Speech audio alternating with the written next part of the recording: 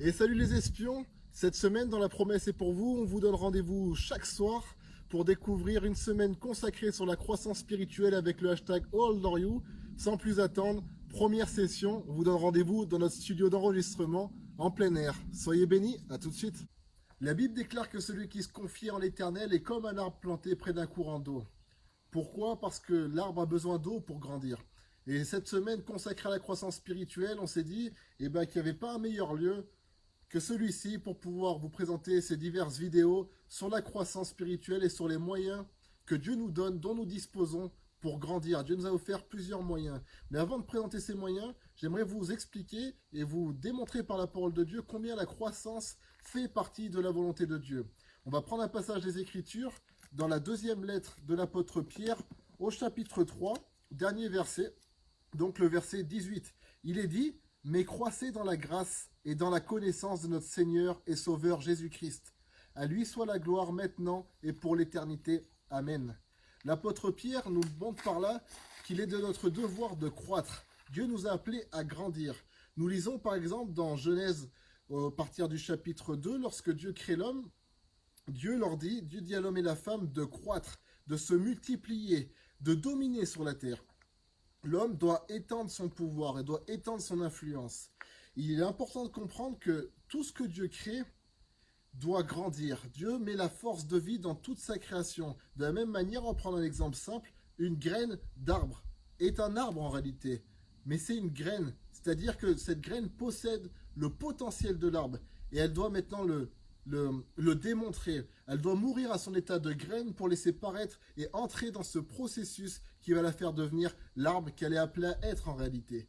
Aujourd'hui, c'est la même chose pour l'être humain. Nous naissons petits, nous naissons petits garçons ou petites filles, mais on a déjà le potentiel pour ma part de devenir un homme, pour toi qui es une femme, de devenir une femme. Tu es déjà une femme, mais ce que tu es n'a pas été encore manifesté. Ça nous rappelle ce verset que nous dit l'apôtre Jean: nous sommes enfants de Dieu, mais ce que nous sommes n'a pas été encore manifesté. Ce que nous serons n'a pas été encore manifesté. Donc, il y a ce que nous sommes et il y a ce que nous devons devenir pour être pleinement accomplis, si vous me comprenez bien. C'est la même manière, Dieu veut nous faire grandir. Pourquoi? Parce que Dieu veut que nous étendions notre domaine d'influence. De la même façon que moi, en tant qu'homme d'une certaine taille et d'une certaine stature, plus j'ai grandi en taille, plus ma stature s'est développée, plus mon ombre s'est étendu devant moi et autour de moi. De la même manière, spirituellement, lorsque tu grandis spirituellement, Dieu veut que tu passes par ce processus parce qu'il veut faire grandir ta stature pour que ton influence soit plus grande et plus large, que ton domaine d'influence, si on peut l'appeler comme ça, ta juridiction spirituelle, soit plus grande et plus étendue.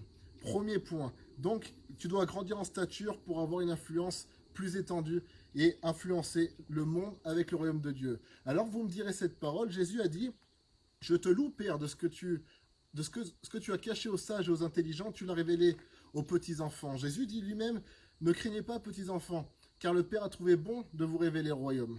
Donc, on peut comprendre que finalement, j'ai déjà tout en tant qu'enfant de Dieu, en tant que petit enfant. Pourquoi je devrais grandir? Eh bien, tout simplement, déjà parce que c'est la volonté de Dieu, mais pourquoi? Parce qu'il y a plus de plaisir à donner qu'à recevoir. Si vous réfléchissez bien à cette phrase, constatez le plaisir que vous avez senti lorsque vous avez reçu le royaume de Dieu. Pensez à toute la joie. L'apôtre Pierre dit: si vous avez goûté que le Seigneur est bon. Nous avons goûté que le Seigneur est bon lorsqu'on a reçu Christ dans notre vie, lorsqu'on a reçu le royaume. Les petits enfants reçoivent le royaume. On va dire: mais c'est la plus grande joie qu'il existe. Et c'est pas vrai. Parce que la Bible dit qu'il y a plus de joie à donner qu'à recevoir. Donc il y a une joie, ça veut dire qu'il y a une joie qui surpasse la joie de recevoir le salut. Il y a une joie qui surpasse la joie de recevoir le royaume. Quelle est cette joie? C'est la joie de l'administrer, de le donner, de le partager. Pourquoi? Parce que le cœur du Père y est. Jésus n'a pas reçu le royaume de Dieu, Jésus est le royaume de Dieu. Dieu n'a pas reçu Dieu, Dieu est Dieu, mais Dieu s'est donné. Donc pour être pleinement accompli, pour rentrer dans cette dimension et être un disciple semblable au Maître, il faut que nous aussi nous passions par cet état de donner. Jésus-Christ nous a donné sa nature pour qu'on puisse la redonner en retour. Les enfants reçoivent le royaume, les adultes l'administrent, les adultes peuvent le donner. Voilà pourquoi il y a une grande joie à grandir. Jésus lui-même est passé par le stade de l'enfance. Jésus lui-même a dû recevoir une instruction. Mais Jésus enfant a accompli certaines choses. Mais c'est Jésus adulte qui a accompli toutes choses. C'est Jésus adulte qui accomplit pleinement la volonté du Père. C'est Jésus adulte qui était au service du Père. C'est à Jésus adulte que Dieu a dit « Tu es mon fils bien-aimé, en toi j'ai mis tout mon amour ». C'est Jésus adulte qui, bien que conçu par le Saint-Esprit, a été rempli du Saint-Esprit. C'est Jésus adulte qui a manifesté les miracles. C'est Jésus adulte qui a été immergé aussi dans la puissance de l'Esprit. Alors si Jésus a dû passer du stade de l'enfance au stade de l'adulte, nous-mêmes nous devons y passer. Paul dit dans 1 Corinthiens au chapitre 13, il dit « Lorsque j'étais enfant, je parlais comme un enfant, je raisonnais comme un enfant, je pensais comme un enfant. Lorsque je suis devenu adulte, j'ai fait disparaître ce qui était de l'enfant. » Et c'est ce que je nous invite à faire durant cette semaine et vous présenter tous les moyens que Dieu a mis à notre disposition pour devenir des adultes et pour croître dans la connaissance et dans la grâce du Seigneur Jésus-Christ. Soyez bénis.